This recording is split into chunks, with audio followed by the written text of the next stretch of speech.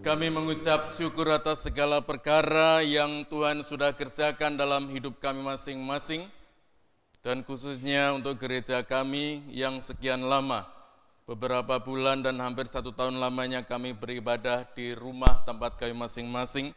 Dan saat ini dalam ibadah Jumat Agung memperingati pengorbanan Kristus di atas kayu salib, kami boleh beribadah di dalam gereja, dan juga kami beribadah di rumah kami masing-masing dengan mengikuti, menyaksikan melalui tayangan YouTube kami. Terima kasih Bapa di surga, inilah satu persekutuan yang indah, yang erat di dalam Tuhan. Seharusnya persekutuan yang indah, kebersamaan itu akan menghasilkan satu kesetiaan dan ketaatan dan bukan satu pengkhianatan. Tetapi puji Tuhan, meskipun ada pengkhianatan yang dilakukan oleh Yudas Iskariot, tetapi justru melalui jalan itulah kami semua umat-umat percaya di muka bumi ini, yang percaya kepada Yesus sebagai Tuhan dan Juru Selamat, kami semua diselamatkan.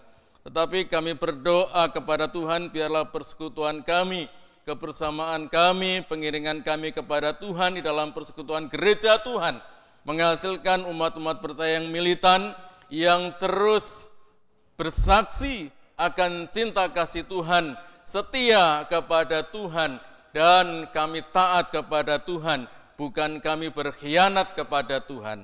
Terima kasih berbicara kepada kami ya Tuhan. Setelah pujian dan penyembahan sampai ke hadirat Allah yang maha tinggi, kami ingin diberkati melalui pemberitaan ini. Kami berdoa di dalam nama Tuhan Yesus Kristus. Haleluya, semua mengatakan amin. Puji Tuhan. Puji Tuhan. Salam Bapak Ibu Saudara yang di gereja, yang di rumah masing-masing. Mungkin juga ada saudara seiman dari gereja lain yang boleh bergabung, mengklik link YouTube kami. Ya, kiranya Tuhan berkati saudara sekalian. Saat ini adalah ibadah Jumat Agung. Ya, dengan saya akan memberikan subtema kematiannya harga sebuah pengampunan. Dan itu perikop saudara sekalian, nanti saya baca di Injil Matius pasal yang ke-16 ayat 21 sampai ayat 28. Injil Matius pasal 16 ayat 21 sampai ayat 28. Yang demikian bunyi firman Tuhan. Sejak waktu itu, Yesus mulai menyatakan kepada murid-muridnya bahwa ia harus pergi ke Yerusalem dan menanggung banyak penderitaan dari pihak tua-tua, imam-imam kepala dan ahli-ahli Taurat, lalu dibunuh dan dibangkitkan pada hari ketiga. Tetapi Petrus menarik Yesus ke samping dan menegur dia, katanya, Tuhan, kiranya Allah menjauhkan hal itu sekali-kali takkan menimpa engkau. Maka Yesus berpaling dan berkata kepada Petrus, enyahlah iblis, engkau suatu batu sandungan bagiku, sebab engkau bukan memikirkan apa yang dipikirkan Allah, melainkan apa yang dipikirkan manusia. Lalu Yesus berkata kepada murid-muridnya, setiap orang yang mau mengikut aku, ia harus menyangkal dirinya, memikul salibnya, dan mengikut aku. Karena barang siapa mau menyelamatkan nyawanya, ia kehilangan nyawanya. Tetapi barang siapa kehilangan nyawanya karena aku, ia akan memperolehnya. Apa gunanya seorang memperoleh seluruh dunia, tetapi kehilangan nyawanya? Dan apakah yang dapat diberikannya sebagai ganti nyawanya? Sebab anak manusia akan datang dalam kemuliaan Bapanya, diiringi malaikat-malaikatnya. Pada waktu itu ia akan membalas setiap orang menurut perbuatannya. Ayat 28, aku berkata kepadamu, sesungguhnya di antara orang yang hadir di sini, ada yang tidak akan mati sebelum mereka melihat anak manusia datang sebagai raja dalam kerajaannya. Saudara-saudara, peristiwa Yesus berdialog atau Yesus menjelaskan kepada murid-muridnya ini yang pada saat itu meskipun ternyata para murid begitu kaget, dan itu kita bisa melihat pernyataan dari Petrus. Petrus menarik Yesus ke samping dan menegur Yesus, menegur dia, katanya, "Tuhan, kiranya Allah menjauhkan hal itu sekali-kali tidak akan hal itu sekali-kali tidak akan menimpa engkau." Saudara-saudara, percakapan ini terjadi di daerah Kaisaria di kota Filipi. Saudara sekalian, saat itu Tuhan Yesus ingin menguji, ingin mengukur, ingin melihat bagaimana kemampuan pemahaman pemahaman para murid ketika sekian lamanya bersama-sama dengan Yesus, mendengar pengajarannya, menyaksikan mujizatnya, merasakan pemeliharaannya, dan merasakan pertolongannya. Saat itu Tuhan Yesus ingin tahu seberapa dalamnya, tingginya, seberapa luasnya pemahaman tentang Yesus yang bersama-sama dengan mereka, dan seberapa pengetahuan mereka tentang firman Tuhan yang diajarkan oleh Tuhan Yesus. Saudara sekalian, kematiannya harga sebuah pengampunan.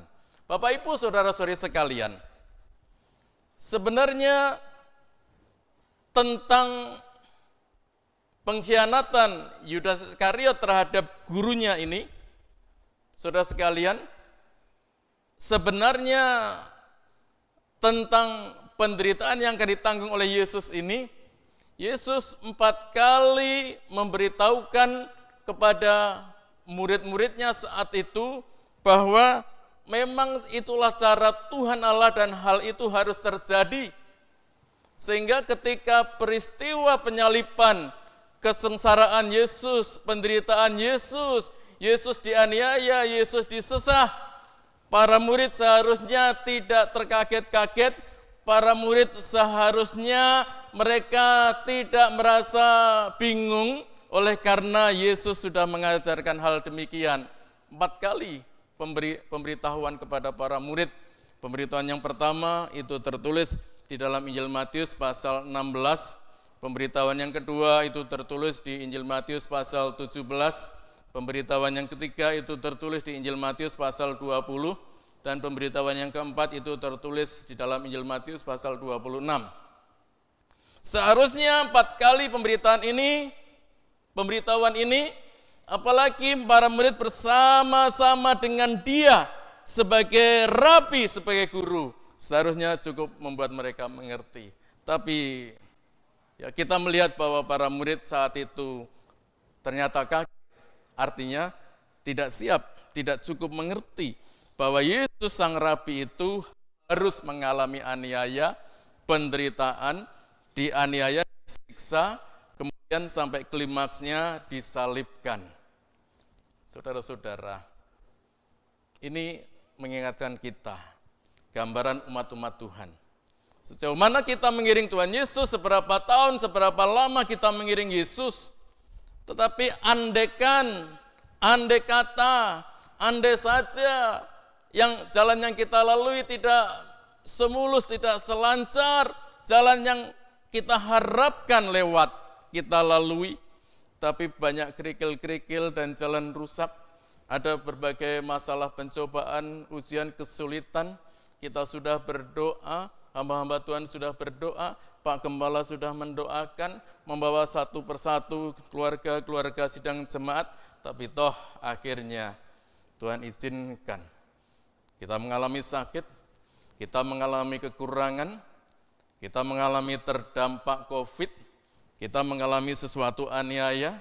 Saudara sekalian, ingin diingatkan kepada kita semua bahwa kematian Yesus bukan kematian konyol. Hari-hari belakangan ini kita disuguhkan satu cerita, saudara sekalian, ada kematian konyol. Kita mendengar bahwa ada bom bunuh diri suami istri di katedral di daerah Makassar. Kita mendengar bahwa ada kematian konyol seorang wanita muda yang mereka dengan sporadis menyerang Mabes Polri. Itu kematian konyol. Yesus bukan kematian konyol. Yesus orang Nazaret itu bukan mati yang menyerahkan nyawanya begitu saja. Tuhan Yesus juga bukan mati karena faktor umur udah tua, udah lansia, semua orang pasti mati. Kita manusia, kita akan mati. Ya, itu cara berpikir generalisasi. Bukan itu, saudara sekalian. Yesus juga bukan mati karena terdampak terkena COVID, sehingga harus isolasi dan mati. Habis. Bukan. Kalian. Yesus juga bukan mati karena kelaparan. Tidak ada yang dimakan, tidak ada yang diminum, tidak ada tempat tinggal, meskipun dia berkata, serigala ada lubang, ada liang, burung ada sarang, tetapi anak manusia tiada tempat untuk meletakkan kepalanya. Kematian Yesus, saudara sekalian, adalah kematian yang sangat bermanfaat, berguna. Kematian yang agung bagi umat-umat percaya kepadanya, yaitu bagi pengikut-pengikut Tuhan. Saudara-saudara, ada sangkaan bahwa yang ditangkap dan disalibkan itu bukan Yesus, melainkan seseorang, ada yang menafsirkan Yudas, yang diserupakan dengan Tuhan Yesus Kristus. Namun berita Alkitab tidak dapat disangkal bahwa yang ditangkap, yang diadili, yang disalibkan adalah Tuhan Yesus Kristus, Juru Selamat dunia.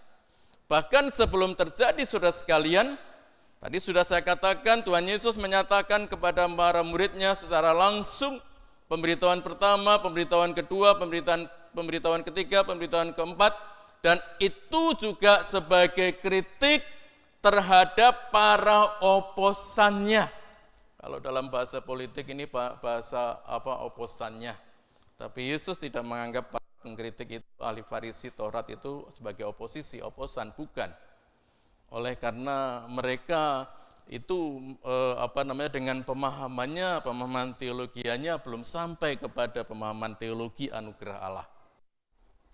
Pemahaman teologi seharusnya membuat seseorang yang mengerti teologi itu menghidupi teologinya sebagaimana Allah mengasihinya, sebagaimana Allah mengasihi dunia ini. Dalam pemahaman teologinya itu harus dipraktekkan. Itulah seorang ahli teologi, bukan sebaliknya. Mengerti teologi, tapi ketika dibayat kita tidak lagi kritis. No, ke sono, mati konyol, mati konyol. Itu bukan seseorang yang mengerti teologi.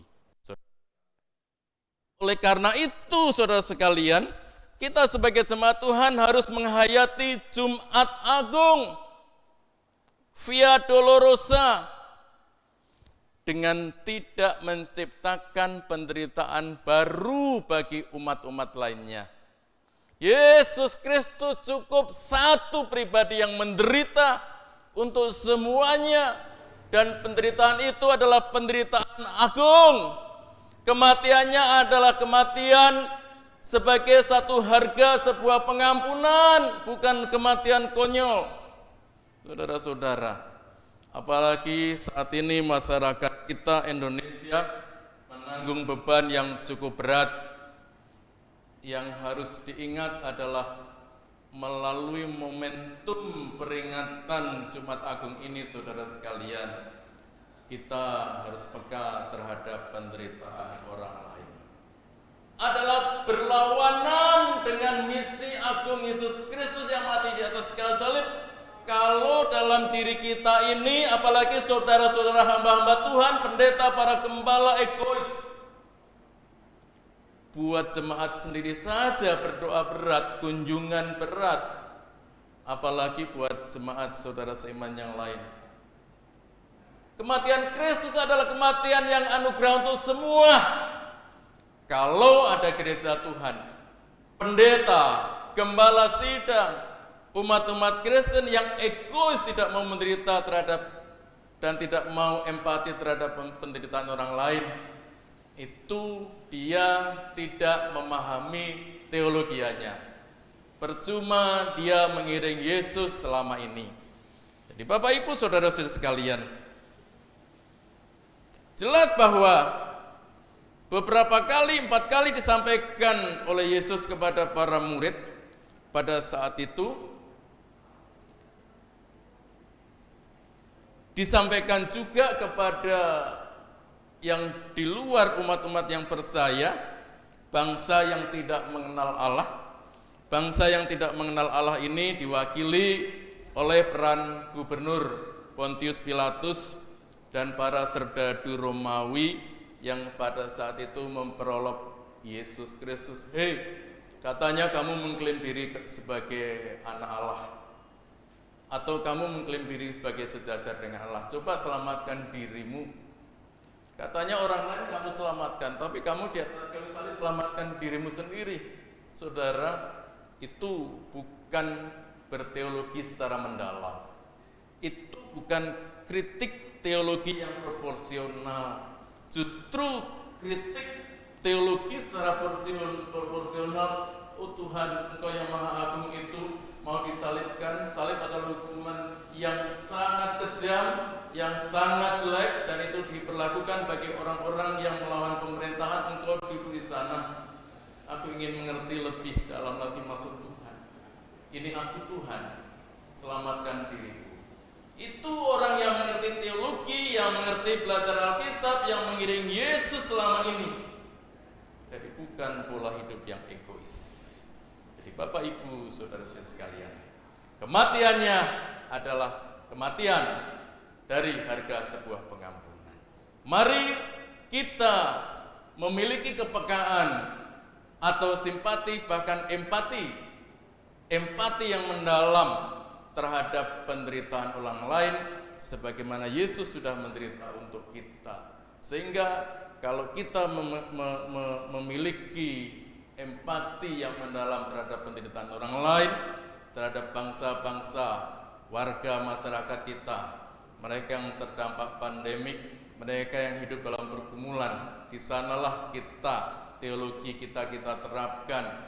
Puji Tuhan, pengorbanan Yesus Kristus tidak sia-sia, luar biasa. Dan benar bahwa Jumat Agung adalah Jumat di mana Yesus Kristus pribadi yang agung itu mati, dan kematiannya itu merupakan harga sebuah pengampunan. Dan harga ini tidak bisa saya ilustrasikan dengan angka, oh sekian rupiah, oh sekian juta, oh sekian triliun, oh sekian miliar, terbalik. Tidak bisa diilustrasikan dengan angka. Tetapi harga sebuah pengampunan adalah luar biasa, pengorbanan Kristus di atas kayu salib. Puji Tuhan. Kiranya Tuhan berkati Bapak Ibu saudara-saudara sekalian. Saya ingin jawaban dari Bapak Ibu yang di rumah, jawaban Bapak Ibu yang di gereja dengan suara. Amin. Jawaban Bapak Ibu yang di rumah tulis di chat itu, YouTube itu. Amin ya. Saudara di gereja, apakah saudara yakin, beriman sungguh-sungguh bahwa pengorbanan Kristus di atas kayu salib itu menyelamatkan saudara? Amin. Amin. Yang di rumah tulis amin. Puji Tuhan. Mari kita akan masuk di dalam perjamuan kudus saudara sekalian. Saya mengundang keempat hamba Tuhan worship leader tadi bersama-sama sebagai pelayan perjamuan kudus juga. Dan saya mengundang ibu-ibu, bapak-bapak, saudara-saudara di gereja boleh bangkit berdiri. Kita akan melayani perjamuan kudus. Ya, tim kreatif, semua pelayan Tuhan, puji Tuhan. Saya ingin bertanya terlebih dahulu, apakah Bapak Ibu sidang jemaat GGP Hosana yang ada di ruangan gereja ini sudah mendapatkan hostia dan anggur? Bagi yang belum, bisa angkat tangan kanan saudara. Saya melihat berarti sudah semua baik. Apabila belum, nanti tim kreatif dan hamba Tuhan akan melayani saudara. Ya, kini tiba giliran kami, saudara sekalian. Tiba giliran kami. Ya, saudara sekalian, kami akan berdoa terlebih dahulu untuk hostia dan anggur perjamuan kudus saat ini. Saya mengajak hamba-hamba Tuhan yang ada di mimbar ini, kita angkat tangan kita dan kita berdoa. Bapa yang maha baik, yang kebaikannya luar biasa, sudah ditampilkan melalui pengorbanan Kristus di atas kayu salib, yang menderita sengsara dan mati di kayu salib, dan kematiannya itu adalah kematian yang menyelamatkan, kematian yang memberkati. Saat ini kami berempat hamba-hambamu berdoa untuk pelayanan perjamuan kudus saat ini. Hosti yang melambangkan tubuh Kristus dan anggur yang melambangkan darah Kristus yang saat ini tepat di dalam ibadah Jumat Agung saat ini. Engkau yang sudah menyelamatkan kami akan menerima hosti dan anggur ini dengan berkat perjamuan kudus. Terima kasih Bapa di surga, sebab itu kami berdoa di dalam nama Allah Bapa, Putra, dan Roh Kudus, yaitu dalam nama Tuhan Yesus Kristus. Tuhan memberkati hosti dan anggur ini dengan berkat perjamuan kudus, sehingga setelah kami makan, kami minum, kami dikuatkan dengan kekuatan rohani yang baru. Kami siap, kami mampu, kami berdiri teguh dan tidak goyah menghadapi penderitaan, kesulitan, aniaya, salib yang kami hadapi di tengah-tengah kehidupan kami di dunia ini. Karena anugerah Allah besar bagi kami, akan memberikan pertolongan kepada kami, akan turut bekerja mendatangkan kebaikan bagi kami, bagi semua orang yang mengasihi Tuhan, yaitu bagi mereka yang terpanggil sesuai dengan rencana Allah. Demikian doa kami Bapa, dalam nama Tuhan Yesus kami akan siap terima hosti dan anggur ini. Haleluya, amin.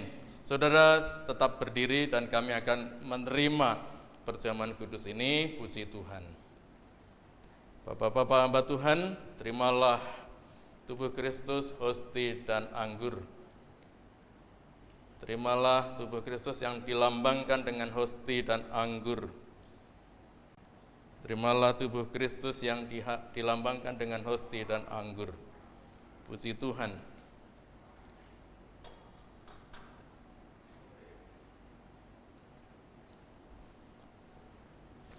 Saudara-saudara, kita angkat hosti dengan tangan kanan kita. Firman Tuhan katakan demikian, saudara sekalian. Puji Tuhan. Saudara-saudara, haleluya. Sesungguhnya penyakit kitalah yang ditanggungnya, dan kesengsaraan kita yang dipikulnya. Padahal kita mengira dia kena tulah, dipukul dan ditindas Allah. Tetapi dia tertikam oleh karena pemberontakan kita, dia diremukkan oleh karena kejahatan kita, ganjaran yang mendatangkan keselamatan bagi kita ditimpakan kepadanya, dan oleh pilur-pilurnya kita menjadi sembuh. Dia dianiaya, tetapi dia membiarkan diri ditindas dan tidak membuka mulutnya, seperti anak domba yang dibawa ke pembantaian, seperti induk domba yang keluh di depan orang-orang yang menggunting bulunya, ia tidak membuka mulutnya. Saudara-saudara, karena itu, saudara-saudara yang kekasih, jauhilah penyembahan berhala. Aku berbicara kepadamu sebagai orang-orang yang bijaksana. Pertimbangkanlah sendiri apa yang aku katakan. Bukankah cawan pengucapan syukur yang atasnya kita ucapkan syukur adalah persekutuan dengan darah Kristus? Amin. Bukankah roti yang kita pecah-pecahkan adalah persekutuan dengan tubuh Kristus? Amin. Karena roti adalah satu, maka kita sekalipun banyak adalah satu tubuh, karena kita semua mendapat bagian dalam roti yang satu itu. Saudara sekalian, masih tetap kita pegang hosti atau roti dengan tangan kanan kita dan tinggi-tinggi kita angkat. Sebab apa yang telah kuteruskan kepadamu telah aku terima dari Tuhan, yaitu bahwa Tuhan Yesus pada malam waktu ia diserahkan mengambil roti, dan sesudah itu ia mengucap syukur atasnya. Ia memecah-mecahkannya dan berkata, inilah tubuhku yang diserahkan bagi kamu. Berbuatlah ini menjadi peringatan akan aku. Kita terima, kita makan di dalam nama Tuhan Yesus. Haleluya.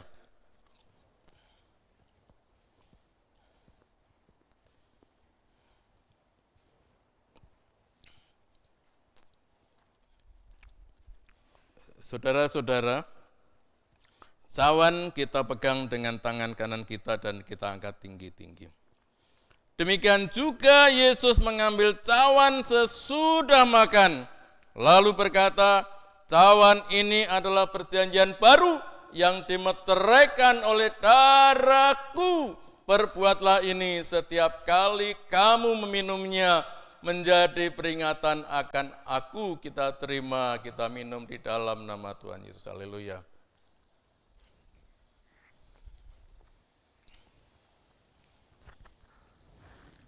Saudara-saudara, pelayan perjamuan kudus silahkan kembali ke tempatnya.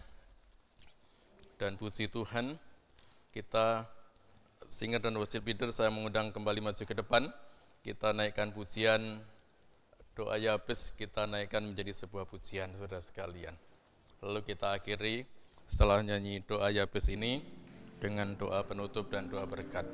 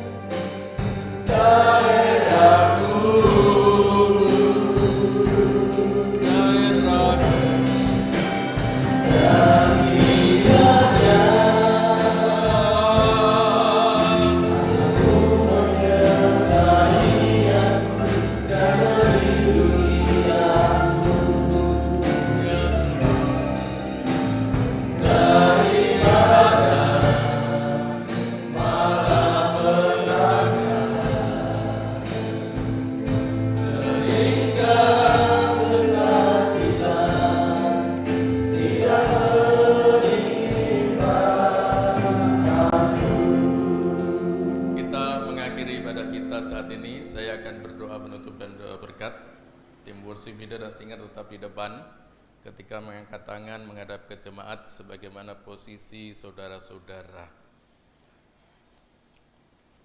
Bapa di surga, di dalam ibadah kami saat ini, baik anggota jemaat yang di gereja maupun yang di rumah, kami mempersiapkan persembahan kami.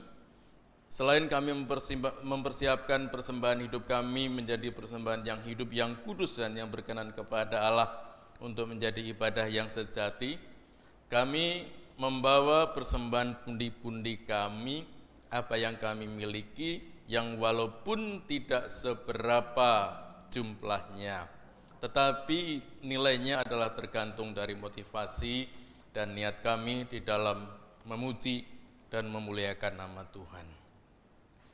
Kami teringat firman Tuhan yang mengatakan, berilah dan kamu akan diberi suatu takaran yang baik, yang dipadatkan, yang digoncang, dan yang tumpah keluar, akan dicurahkan ke dalam ribaanmu. Sebab siapakah aku ini dan siapakah bangsaku, sehingga kami mampu memberikan persembahan sukarela seperti ini, sebab daripadamulah segala-galanya, dan dari tanganmu sendirilah persembahan yang kami berikan kepadamu. Dalam segala kekurangan dan kelebihan kami mempersiapkan persembahan ini. Ya Tuhan Yesus, terimalah dan berkatilah persembahan kami untuk memberkati pekerjaan Tuhan di GKP Hosana ini. Amin. Puji Tuhan. Bapak, Ibu, Saudara, kita mengangkat kedua tangan kita saat ini tinggi-tinggi untuk menerima berkat Tuhan. Kiranya kasih dari Allah Bapa di surga, kiranya kasih karunia dari Tuhan Yesus Kristus di dalam persekutuan kuat kuasa Roh Kudus memberkati Bapak, Ibu, saudara-saudari sekalian. Dari saat ini, esok lusa, dan seterusnya sampai Maranatha, Tuhan Yesus datanglah, dan kami akan terus dalam kerinduan yang besar beribadah kepada Tuhan. Hari Minggu dalam ibadah Paskah sederhana, kami akan kembali ke rumah Tuhan di gereja ini. Kami akan bergabung dalam persekutuan yang indah dalam Kristus hari Minggu pada pukul 9 pagi dengan tubuh, jiwa, dan roh yang sehat dan segar di dalam pimpinan Tuhan. Terima kasih Bapa di surga, terpujilah namamu. Inilah permohonan kami dalam nama Yesus Tuhan dan Juru Selamat kami berdoa. Haleluya, haleluya, amin. Saudara sekalian, protokol keluar dari gereja adalah kami, saya pendeta, kemudian diikuti dengan para hamba Tuhan ini, kemudian Bapak, Ibu, Saudara dari depan, terus berputar lewat sini, kemudian lewat pintu samping. Tuhan Yesus memberkati. Salam, amin.